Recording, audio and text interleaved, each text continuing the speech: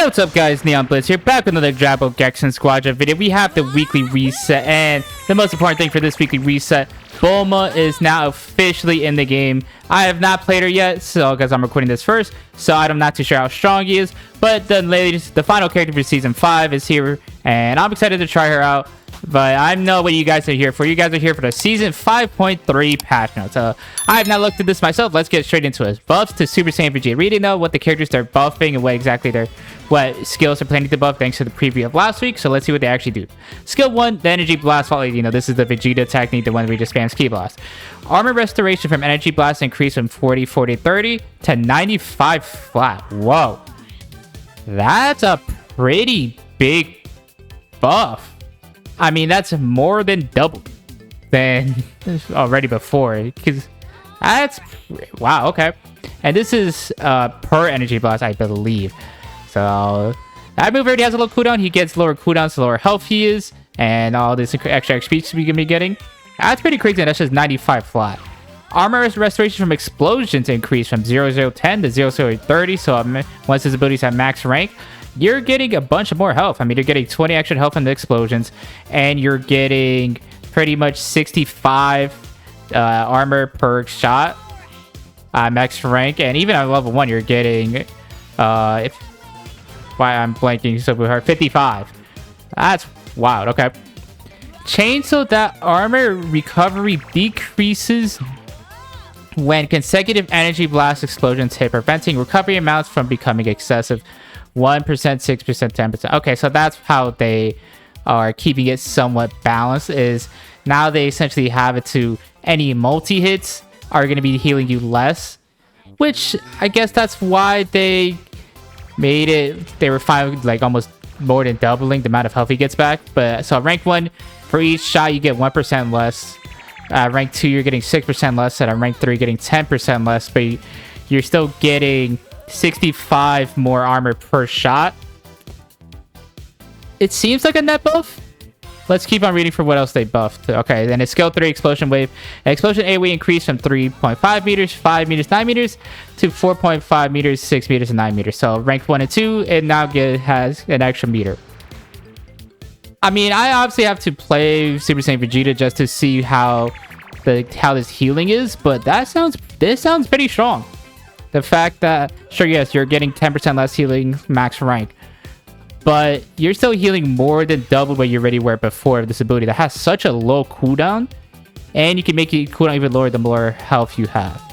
Very interesting buffs. Okay, Trunks. This is scary because Trunks is already a really good character and a great anti-meta character. So if they go too far with these buffs, Trunks would be a real problem. So let's see. Base HP...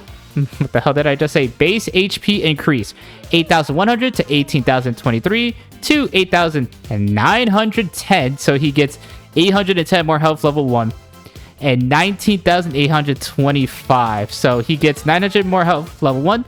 And then I think at level 15, he's getting almost 2,000 more health. Wow, okay. That seems like a crazy buff, giving him that much HP. And they also buffed his skill 1, just lowering the cooldown from 13 seconds to 11 seconds, so 2 seconds off. I mean, those HP changes could be great, because that was honestly one of the main issues with Trunks, especially early game, was...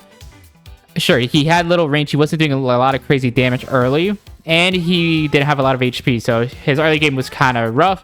But once he started maxing out his skill 2, his skill 1, once he actually started getting the HP, he would be absolutely crazy. So the fact that they gave him a lot more HP and lowering his cooldowns, that should help him out, especially early game. So Trunks could be really good right now. We'll have to see. Obviously, the big ones I'm looking for are the nerfs to Super Saiyan 3 Goku and God Goku. But this is an interesting buff. Android 18, a character that's desperately been needing help for a long time. Let's see what she has. So, base HP increase, same thing with Trunks, from 9,114 to 20,358 to 11,081 HP to 22,753. So, level 15, she's getting 2,000 more health. And at level 1, she's getting like a little bit more than 1,000. Okay. I mean, 18 desperately needed something because the amount of for how aggressive she has to play to get her damage off, you could just be a Super Saiyan 3 Goku or God Goku in the back, just completely safe and do potentially more damage than her. So these HP buffs could be aggressive. I mean, 1,000 more health, level 1. That could be pretty big. Lightning Step. Cooldown decrease from 12 seconds to 11 seconds. Whatever. Skill 3 Excel Dash. These are the multi-dashes. Cooldown decrease from 32 seconds to 10 seconds. That's pretty significant. I know I was just crapping on the Lightning Step getting a 1 second decrease, but 3 seconds is quite a lot. And keep in mind, because Excel Dash is really what 18 uses a lot. Right, that's how she gets her multi-dashes. She gets a kill, she gets another dash. It lets her get her passive, that can, lets her get a passive to get more damage, and she uses all the dashes to pull up the little diamonds underneath your health bar, and then she'll owe you to do massive damage. So that having a 3 second lower cooldown means she should have more uptime, and if she misses, she should be having quicker time to get back in the fight. Is this enough for 18? I think the skill 2 buffs are disappointing. But I mean, on paper, it seems good giving her more HP. That's pretty crazy. Like 1,000 HP just free level 1. That's pretty crazy. And no damage increases numbers, because she could absolutely destroy you. So I don't know why they would increase her damage. But I think the biggest thing is just buffing her survivability. That's the biggest buff there. And hopefully she feels better to play, because she is a lot of fun to play. Kid Goku buffs. This is also scary, because I personally thought Kid Goku was still a strong character. While he was probably falling a bit behind some like God Goku, Super Saiyan 3 Goku. I don't think this character needed buffs. So the fact that they are already buffing him 3 weeks after his release is scary. So let's see. Skill 1 is Kamehameha. AoE at the top of the energy wave increased from 234 meters to 3.5 meters, and 4.5 meters. So rank 1 is getting an additional meter. Rank 2 it's getting rank 2 and max rank is getting a half meter increase for the range. And then the shockwave AoE increased from 3.5 meters, 5 meters, 9 meters to 4.5 meters, 5.5 meters, and 9.5 meters. So kind of the same thing with both of these. That on rank 1 he's getting a meter increase. On rank 2 and 3 he's getting 0.5 meters increase. I don't think this is the craziest buff ever. I think this probably should just help him feel a bit better. And then a skill 2 Elbow Extend. This was the nuke. Cooldown decrease from 12 seconds to 11 seconds. Sure, this character did not need any buffs. The biggest buff you can give to this character is fixing his skill 3 bug, where sometimes if you would do his skill 3, and before you got able to use like scissors or paper, the move would just end immediately. And considering this character is all about using his abilities to move around, having an ability just completely off cooldown that's supposed to give you 3 dashes was rough.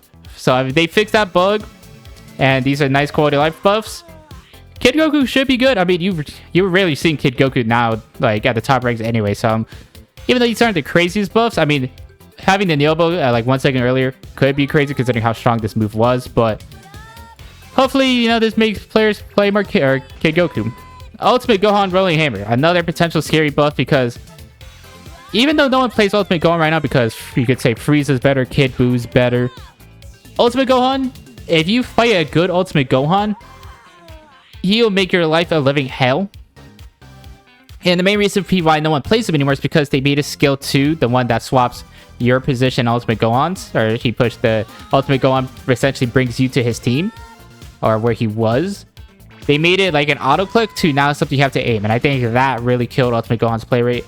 So let's see what they did here. Skill 2 Rolling Hammer. Shockwave AoE increased from 1.5 meters, 2 meters, 3 meters to 2, 2.5, 3.5 meters. So you basically just got a half meter increase. I think the shockwave is saying like the area of effect that I don't like, the circle. I think that's what I think it's saying. Nothing crazy. I don't think this is going to cause people to play Ultimate Gohan more. I think the way you get Ultimate Gohan players back is you either dramatically increase, or you revert the nerf and make it so his skill 2 is an auto target again, or you just do something with him, because this is a perfectly fine buff. He didn't need buffs. I don't think so. I'm perfectly fine with this. He didn't need buffs, but I think that's, if you're trying to buff Ultimate Gohan to cause his play rate to go back up, reverting that nerf, not even a nerf, because there's still a net positive, or a positive to that, to where you have your own escape now. I think reverting will cause his player to go back up, but we're finally getting to the nerfs and the ones I've been looking forward to the most. Super Saiyan 3, Goku nerfs his skill 1 Super Kamehameha. Damage of follow-up attacks decreased from 150 flat to 120 flat. And that's it. Is this enough? Well, when they mean by follow-up, because the Super Kamehameha, if you get hit by it for the first time, it does a lot of damage. And then for like every second that, or every like millisecond that you're in it, you're taking this 150, 150, 150, 150, 150. Now you're taking 120, 120, 120, 120, 120, 120, 120. Sure, you're losing 30 damage is quite a lot. And I'm sure the dedicated Super Saiyan 3 Goku players are going to feel this. Is this enough to bring him back in line is my concern. Because 30 damage is a lot. So yes, you'll be doing probably a significant amount less damage. But he obviously still has skill 1 increased damage, Divine Jaw. He still has instant transmission. He still has his Dragon Fist. Is this enough? I'm not too sure. Hopefully, I'm vastly underestimating these nerfs, and it is dramatic enough, and it brings it more in line. Hopefully. But I'm surprised that it's this little. I would have thought with how hard people were complaining about Super Saiyan 3 would have been more, but maybe I'm just vastly underestimating this. Super Saiyan God Goku Skill 2, another character that needed to be nerfed. Time for damage dealt to reach maximum increase from 4 seconds to 6 seconds. So they didn't nerf the damage at all. All they did was made it to her skill 2. Because the skill 2 does take time to ramp up. It now takes 2 seconds longer to fully ramp up and get his damage up. I mean, that is big. Now, it means for his uptime to be very much like 2 seconds longer.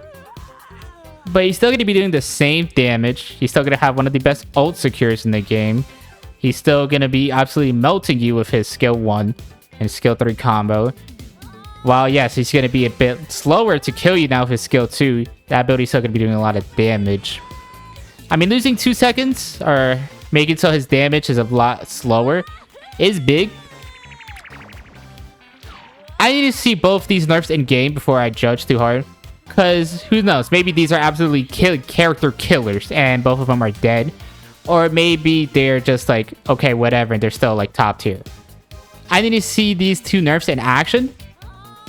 But on paper, it sounds insignificant, but it also sounds significant at the same time to me. Helpers, rider helpers. If you guys have been playing at all during the past like 2 weeks, you guys know how rider helpers have absolutely been dominating the tank rules, where a tank can now just go rat split push your guy to destruction. He gets low, you just rider helpers out, you will not kill him. Or you will not kill them at all. All because they changed it to where rider helper cannot activate no matter what, even if you got hit, where before if you got hit it would stop.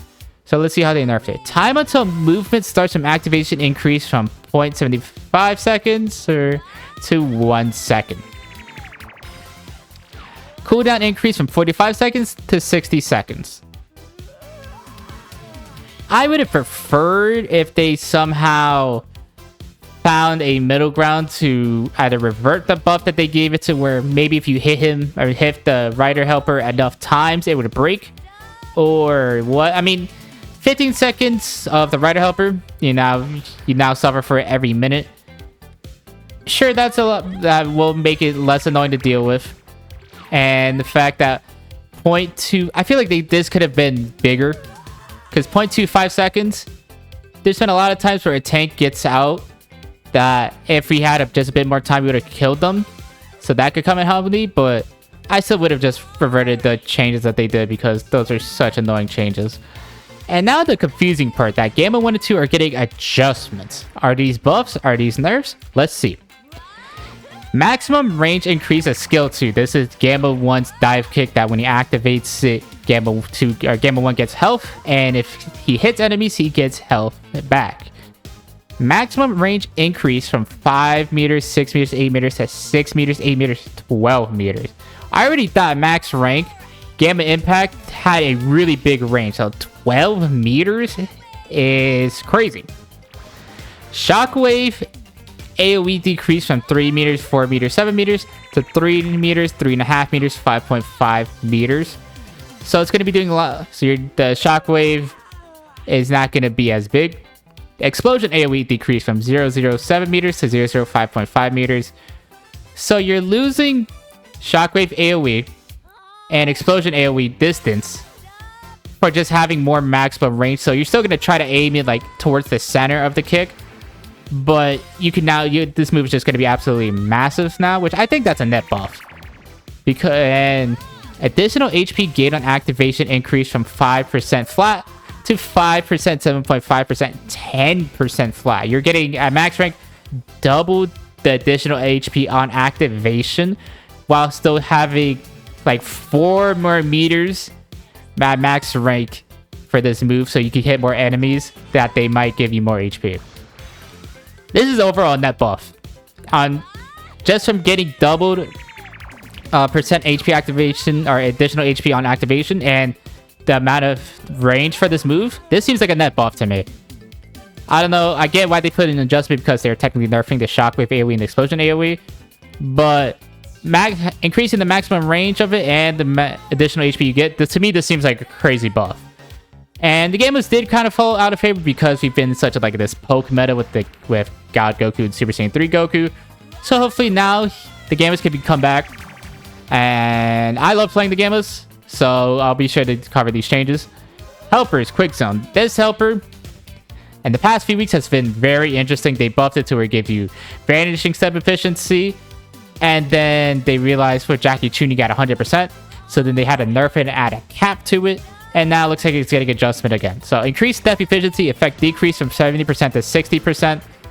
Because before when they did that emergency nerf, they made it so you can only have 70% step efficiency like as a stat. So if you're in the AoE, it wouldn't matter if you got Jackie Chun or not, you would hit the max. But now that they decrease it to 60%, you're gonna have this, and then if you get Jackie Chun, you'll have back the full 70. So interesting change. They made it so now Jackie Chun's more worth it if you're running this helper. Movement speed up increased from 50% to 60%. I don't think this helper needed that, considering the movement speed was already really good. But sure. AoE increased from 9 meters to 10 meters. I think this is just a net buff because, sure, you're losing 10% step efficiency, but you can still get that back just from having Jackie Chun. And you're gaining 10% more movement speed and additional meter. So this helper's going to be a bigger range. That seems really good to me. So both of these adjustments, I'd say, are buffs. I'd have to see how the nerfs to Super Saiyan 3 Goku, God Goku, and the Rider helpers actually feel. And the buffs range from simple quality of life stuff to potential game, like character changing, with the HP buffs to Trunks and 18. And then we also need, and also the Super Saiyan Vegeta changes. The fact that he's getting like more than double his HP from using his skill 1. Very interesting patch, I want to say. Then to finish this off, Star Collection, updated Hero Unlock contest, so you can now get Kid Goku's Dragon Ball acquisition. They added Kid Goku to the Tier 1 unlock of the Heroes or Star Collection. And they moved Vegito down to level 2. So if you take a look here, I was at 230, so I had Frieza's Dragon Ball acquisition. But now I do not have Kid Goku's. Like you can see now, the max rank is 236. If we check this tier 2, we can now see Super Saiyan 3 Goku, Super Saiyan 4 Vegeta, Legendary Super Saiyan Broly, Super Vegito, Super Saiyan Bardock, and Super Saiyan 2 Kefla. So all of the Season 3 characters are now in tier 2, which leaves the tier 1 unlocks, if in case you're curious, I just need to go find a tier 1 real quick. Of Super Saiyan God Goku, Super Saiyan God Vegeta, Kid Buu, Final Form Frieza, and Kid Goku. So when Season 6 starts, item Bulma is going to be added to this, and who knows, maybe like God Vegeta or God Goku would be moved down to tier 2. I don't know if they'll happen then, or if the second character for Season 6, but that's still something to point out there. So those are the patch notes. Now let's get into more general broad stuff, starting with Bulma herself. I mean, this is the newest character. A powerful hero that mows down enemies with skilled card maneuvers. Her unique skill lets her deploy a capture shelter to block enemies, while her super attack lets an ally ride along at high speed. Take advantage of her durability and mobility. The racer along the battlefield just don't run out of fuel.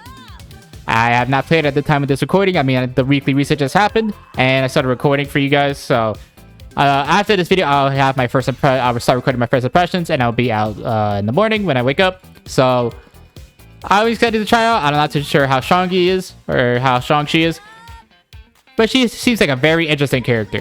And of course, with a new character, we have some new legendary cosmetics that seemingly end on July 8th, which should be when Season 6 starts. July 8th, July 9th, depending on... Or July 8th, July 7th, depending on your time zone. I'd imagine July 8th just because they should be doing a big maintenance. So Season 6 should be starting July 8th.